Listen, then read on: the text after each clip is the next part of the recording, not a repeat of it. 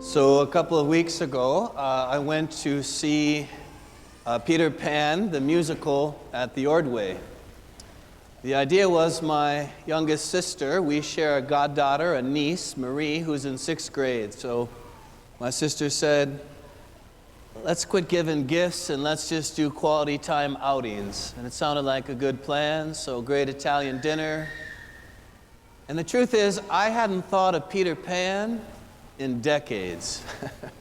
So it really wasn't like, okay, I know I'm going, but I'm not really even kind of vaguely remember certain things. And the first thing that caught my attention was, I suppose I expected the theater to be mainly filled with children. And I did run into one of our parish families there, which was mainly children. But actually, it was mainly adults. And so I thought, well, that's interesting. What's going on here? Maybe it's sentimentalism. Maybe a little bit like Christmas at a parish, I don't know. But that's another homily. But then as I, just let myself kind of, okay, let's pretend this is a new story. Peter Pan, I found myself leaving the play super sad. As it turns out, Peter Pan is a tragic character. He just can't grow up. He won't grow up. Now, there's you could say there's any number of reasons for that. He fears death, or he just wants his own adventure. He wants to be in control. I think we all know something about that. But there's also this moment where he's having this conversation with Wendy among the lost boys in Neverland, where he says, I left home once and I went back and I expected my parents to be waiting for me the whole time and missing me, and I went back and there was a new child and they had moved on. And it's like this great wound in his heart, and he's stuck. He's stuck. So at the very end, of course, he comes back, and Wendy's now a mother with her own child, and you leave the theater and you're like, am I the only one seeing this? I was walking in my car behind, I don't know, they must have been a married couple, late 20s, with their parents. They thought it was wonderful. So I don't know, maybe it's just me. Maybe it's because the Lord has called me during a lot of my priesthood to mentor young men. And there's a lot at stake to mentoring young seminarians, young priests. There's thousands of people that might be affected positively if they actually mature. Or maybe it's, 20 years as a priest, being a pastor, and seeing these wonderful young women who so want to find their spouse, but I don't know, maybe the guys are playing video games, or the failure to launch generation, afraid of commitment. Makes me think of our leaders, sometimes in the church, but certainly in the world, men and women who wield great authority, but you get a sense that they've never suffered the virtue to live that authority right for the good of others. And lastly, it made me even think of Catholics who it feels like they've never dared to go beyond a childish adolescent grasp of their faith. And so they relate to the church and to the commandments and to God in this kind of superficial way. And all of that just makes me feel sad. Like what they might be missing in relationship with the Lord. Then, of course, I know the Lord's own sadness for me when I refuse to lay down my life and to sacrifice for the good of others in small ways,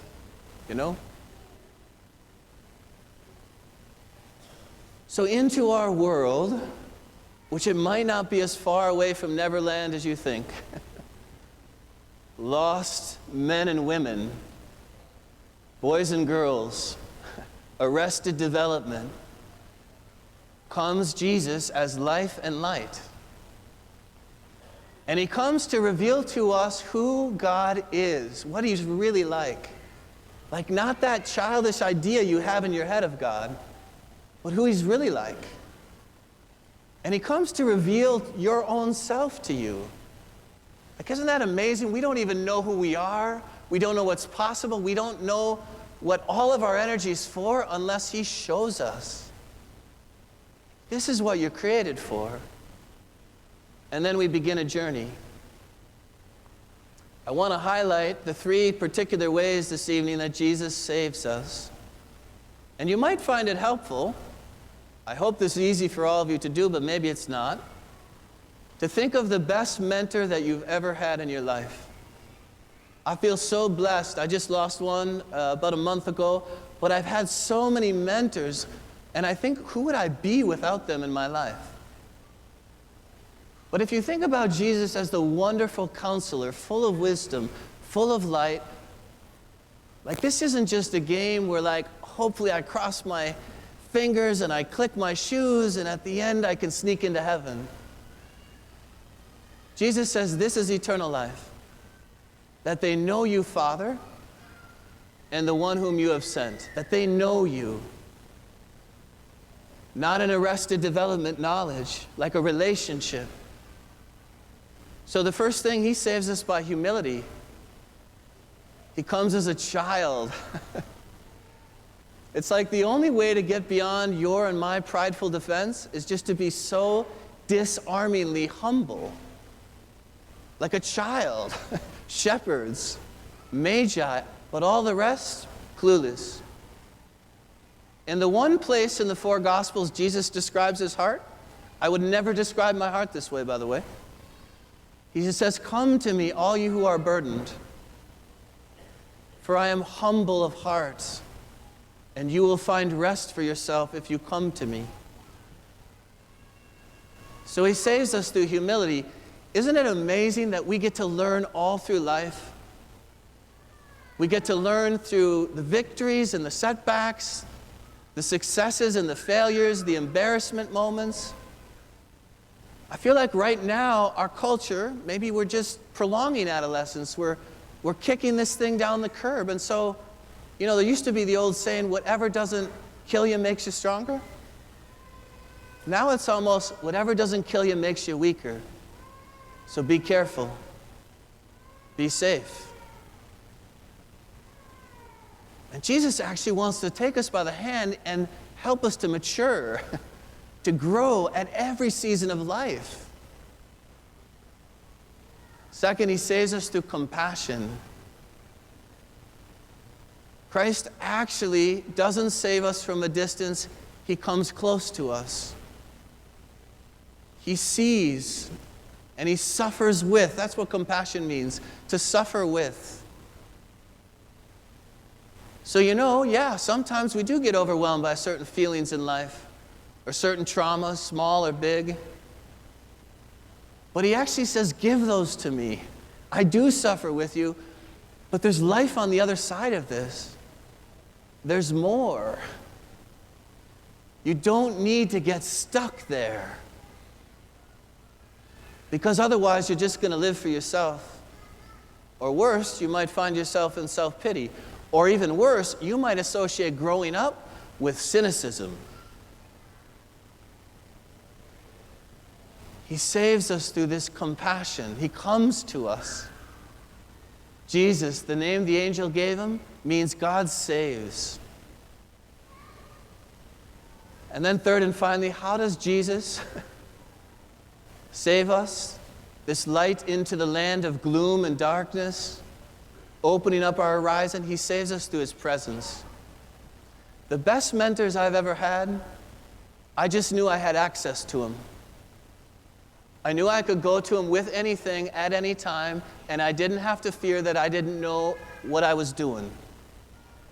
And I just left feeling received. Sometimes I came stressful, I left laughing. It wasn't even like we solved the problem. I think so many of us, it's so easy if we've let our faith not mature past what we received as a child or adolescent, hasn't become our own. I've never taken intentional steps. I've never known forward momentum. It's so easy to just think of faith as like the example of Jesus. St. Augustine said in the 4th century, we're not saved by the example of Jesus. We're not. We're still in our sin.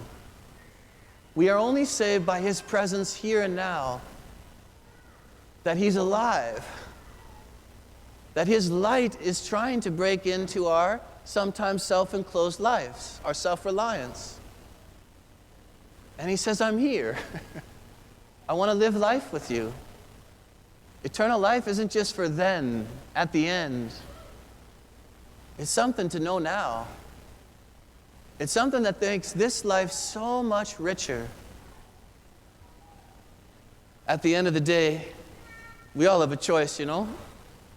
I think of Peter Pan, and I don't know, maybe I'm overdoing it, but there was just nothing romantic for me about it. I was like, this brother is stuck. He's stuck in his own adventure. He can't grow up. He's afraid. What's good about that?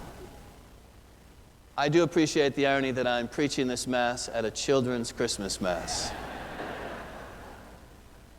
But parents, there are a lot at stake for your children, that you mature in faith, hope, and charity in Jesus Christ, in relationship with him. Otherwise, sentimentalism, it won't carry us. It won't stand up to the trials of life. And as much as you say, well, I got a Catholic education for my children, I took them to Mass. It's not going to happen. It's only going to be Jesus, a real living person, a presence, compassion, humility that comes through you to them.